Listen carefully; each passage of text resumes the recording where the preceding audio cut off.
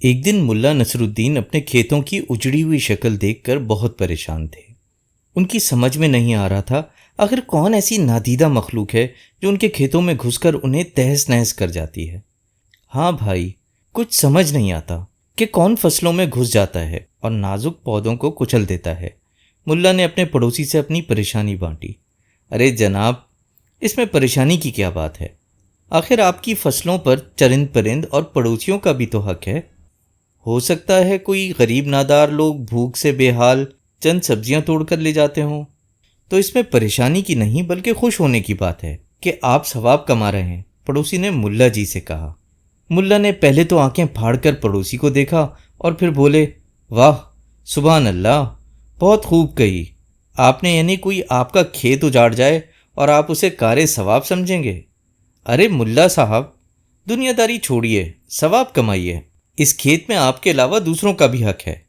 یہ کہتے ہوئے وہ شخص تیز تیز قدموں سے چل دیا۔ اب ملا نے دوبارہ اپنے کھیتوں کا جائزہ لینا شروع کر دیا اور منہ میں بڑبڑاتے ہوئے بولے، مجھے تو ایسا معلوم ہوتا ہے جیسے کوئی گائے بھینس فصلوں میں گھوم کر گئی ہو۔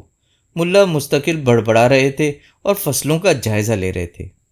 ایک روز ملا جی کھیتوں میں بنی مچان پر بیٹھے ہوئے ٹھنڈی ہوا کے نرم و نازک جھونکوں سے لطف اندوز ہو رہے تھے اور پرندوں کی چہچہاہٹ پر سر دھن رہے تھے کہ اچانک ایک بیل جھومتا ہوا فصلوں میں داخل ہو گیا۔ سرسراہٹ کی آواز سن کر ملا جی چونک گئے اور فوراً مچان سے نیچے اتر کر درخت کی آڑ میں چھپ کر دیکھنے لگے۔ انہوں نے دیکھا کہ ان کا پڑوسی باڑ کے باہر کھڑا ہے اور اس کا بیل خوب مزے سے سر دھنتا ہوا ہرے بھرے کھیتوں سے لطف اندوز ہو رہا ہے، جبکہ اس کا مالک باڑ کے باہر کھڑا اپنے بیل سے میٹھی میٹھی بولیاں بول رہا ہے۔ شاباش بیٹا، اچھی طرح سے پیٹ بھر کے کھا لے بیٹا، پرایا نہیں اپنا ہی کھیت ہے۔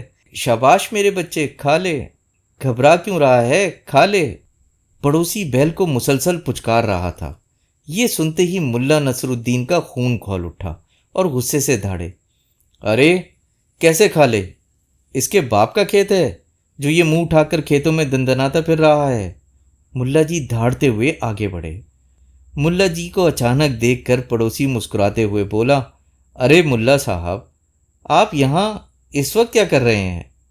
بھائی تم کون ہوتے ہو مجھ سے اس طرح کا سوال پوچھنے والے؟ میرا اپنا کھیت ہے، میں یہاں کسی وقت بھی آ سکتا ہوں، بلکہ تم مجھے یہ بتاؤ تمہارا بیل میرے کھیتوں میں یوں دندناتا کیوں گھوم رہا ہے؟ ملا نصر الدین غصے سے آگ بگولا ہوئے جا رہے تھے۔ ملا جی، اس قدر لال پیلا ہونے کی ضرورت نہیں ہے، جانور ہے، ناسمجھ ہے، کہیں بھی جا سکتا ہے۔ اچھا، بہت خوب کہی تم نے، ناسمجھ جانور ہے، لیکن تم تو جانور نہیں، تم نے اسے فصلوں میں داخل ہونے سے کیوں نہیں روکا؟ دیکھو اس نے کس قدر تباہی مچا رکھی ہے، نازک پودوں کو رونتا کیوں گھوم رہا ہے؟ ملا نصر الدین غصے سے دھاڑے، تو میں کیا کروں؟ باڑے کے باہر تک تو میری ذمہ داری تھی، اب تمہارے کھیت میں خواہ وہ کام کرے یا فصلیں روندے، بھائی اب یہ تمہارا اور بیل کا معاملہ ہے، تم جانو اور بیل جانے، بیل کے مالک نے ڈھٹائی سے جواب دیا۔ ملا جی منہ کھولے اور آنکھیں پھاڑے غور سے اس شخص کو دیکھتے رہے، پھر بولے، کیا کہا تم نے؟ ذرا پھر سے دہرانا۔ بیل کے مالک نے ہنستے ہوئے کہا، ملا جی یہ آپ کا اور بیل کا معاملہ ہے اور مجھے دراصل مداخلت کرتے اچھا نہیں لگتا، ہمت کیجیے اور بیل کو پکڑ کر کھیت سے باہر نکال لائیے۔ ملا جی نے یہ سنا تو سوچنے لگے، کیسا بے شرم آدمی ہے، یعنی ایک تو چوری، اوپر سے سینہ زوری، ایسے شخص سے بحث کرنا انتہائی فضول ہوگا، اب مجھے ہی کچھ کرنا پڑے گا۔ ملا نصر الدین خاموشی سے سر جھکائے کھیتوں میں لوٹ گئے اور کچھ ہی دیر بعد ایک بانس کا ٹکڑا ہاتھ میں لیے نمودار ہوئے، دبے قدموں سے بیل کے پاس پہنچے اور اسے چھڑی سے پیٹنا شروع کر دیا۔ چھڑی پڑتے ہی بیل چیخا اور یہاں وہاں بھاگنا شروع کر دیا۔ ملا نصر الدین غصے میں آگ بگولا دیوانہ وار بیل کو پیٹ رہے تھے، جبکہ اس کا مالک حیران و پریشان ملا کے پیچھے پیچھے بھاگ رہا تھا۔ ارے ملا رکیے، یہ کیا کر رہے ہیں آپ؟ کیا ہو گیا ہے آپ کو؟ ملا، کیا آپ کے دل میں ذرا بھر بھی رحم نہیں؟ دیکھیے آپ نے مار مار کر میرے بیل کو ادھموا کر دیا ہے، بیل کا مالک چیخ رہا تھا، جبکہ ملا جی غصے سے دھاڑ رہے تھے۔ موٹے سانڈ، تو کئی دنوں سے میرے کھیت اجاڑ رہا ہے، آج ہاتھ آیا ہے۔ آخرکار بیل کا مالک ملا نصر الدین کا ہاتھ پکڑتے ہوئے بولا، بس کیجئے ملا صاحب، کیوں بے زبان کو اس قدر پیٹ رہے ہیں؟ معاف کیجیے گا جناب، آپ بیچ میں نہ پڑیں تو بہتر ہوگا، کیونکہ یہ میرا اور بیل کا معاملہ ہے۔ اب میری مرضی ہے کہ میں اسے چرنے دوں یا بے رحمی سے اس کی دھنائی کر ڈالوں۔ تم میرے سامنے سے ہٹ جاؤ، مجھے تو تمہاری شکل میں بھی بیل ہی نظر آتا ہے۔ تم ہوتے کون ہو دوسروں کی ذاتی معاملات میں مداخلت کرنے والے؟ ملا جی دھاڑے۔ اب بیل کے مالک کی سمجھ میں ساری بات آئی۔